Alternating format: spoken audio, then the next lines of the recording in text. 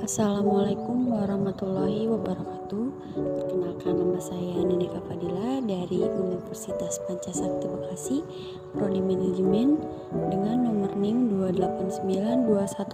28921500128. Pertama-tama yang saya hormati Bapak Luluh Abdillah Kurniawan SEMM selaku dosen pengampu mata kuliah pengantar manajemen sumber daya manusia.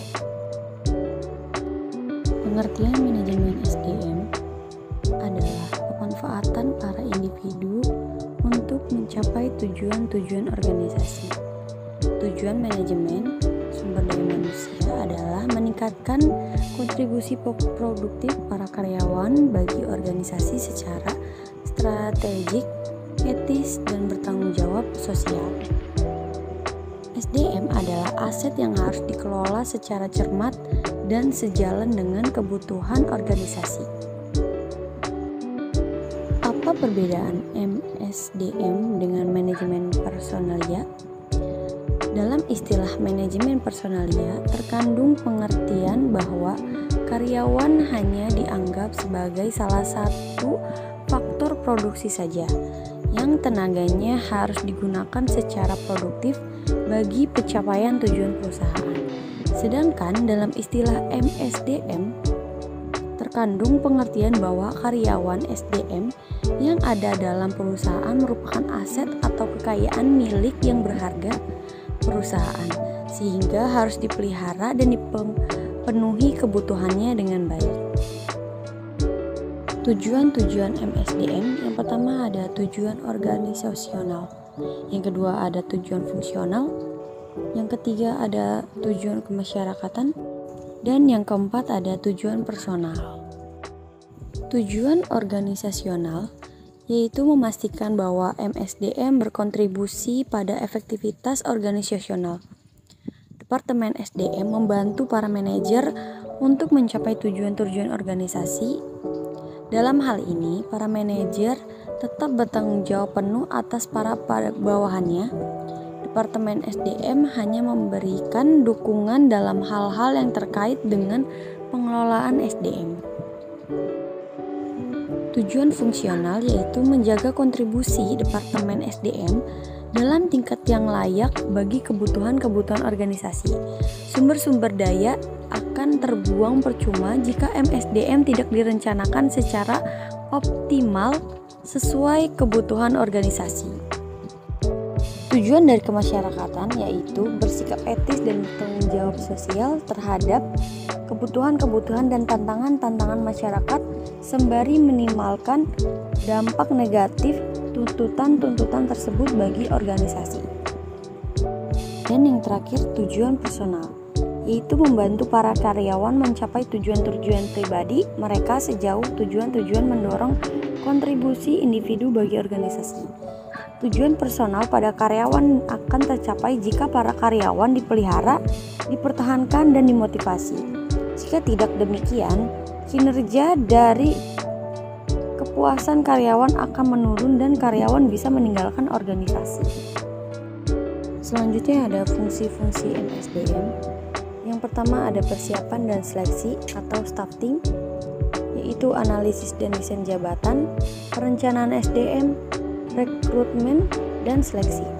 Yang kedua ada pengembangan dan evaluasi, yaitu orientasi, penempatan dan PHK, pelatihan dan pengembangan, perencanaan karir, dan penilaian kinerja. Yang ketiga ada kompensasi dan proteksi, yaitu ada upah atau gaji, intensif, tunjangan dan layanan, keamanan, keselamatan, dan kesehatan.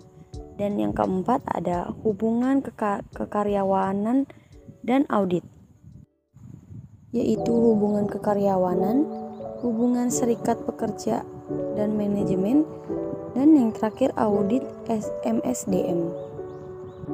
Penyediaan staf atau staffing merupakan proses untuk memastikan bahwa organisasi memiliki jumlah karyawan yang tepat dengan berbagai keahlian yang memadai untuk menjalankan pekerjaan-pekerjaan yang tepat pada waktu yang tepat untuk mencapai tujuan organisasi. Penyediaan staf mencakup analisis jabatan, perencanaan SDM, dan perekrutan dan seleksi. Pengembangan SDM adalah fungsi utama MSDM yang tidak hanya terdiri dari pelatihan dan pengembangan, namun juga aktivitas-aktivitas perencanaan dan pengembangan karir individu, pengembangan organisasi, serta manajemen dan penilaian kinerja. Kompensasi mencakup seluruh imbalan yang diberikan kepada karyawan sebagai penghargaan atas jasa mereka, yang meliputi kompensasi finansial langsung seperti bayaran yang diterima dalam bentuk gaji, upah, komisi, bonus. Lalu ada kompensasi finansial tidak langsung atau tunjangan. Semua imbalan finansial yang tidak termasuk dalam kompensasi langsung seperti cuti dibayar, cuti sakit, liburan, asuransi kesehatan, dan sebagainya. Lalu ada kompensasi non-finansial, yaitu kepuasan yang diterima seseorang dari pekerjaan itu sendiri atau dari lingkungan psikologis dan atau fisik di mana orang tersebut bekerja. Keselamatan dan kesehatan. Keselamatan adalah terlindungnya para karyawan dari luka-luka yang disebabkan kecelakaan yang berhubungan dengan pekerjaan. Kesehatan adalah terbebasnya para karyawan dari penyakit fisik maupun emosional. Kedua aspek di atas penting karena para karyawan yang bekerja dalam lingkungan yang aman dan menikmati kesehatan yang baik akan cenderung lebih produktif dan memberikan manfaat jangka panjang bagi organisasi. Hubungan kekaryawan dan perburuhan.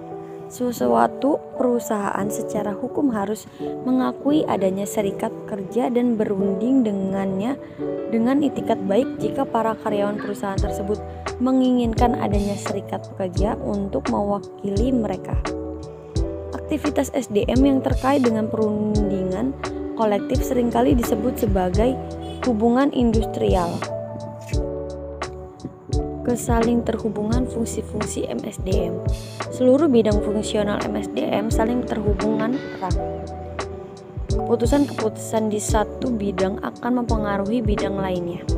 Beberapa contoh yaitu merekrut calon-calon berkualitas terbaik hanya akan membuang waktu, tenaga, dan uang jika kompensasi yang diberikan tidak bisa memotivasi karyawan. Sistem kompensasi yang baik tidak akan efektif tanpa ditunjang lingkungan kerja yang aman dan sehat bagi para karyawan.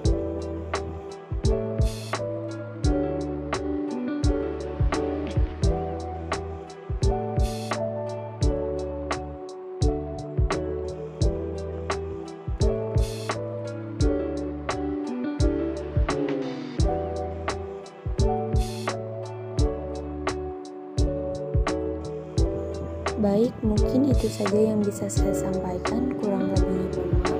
Wassalamualaikum warahmatullahi wabarakatuh.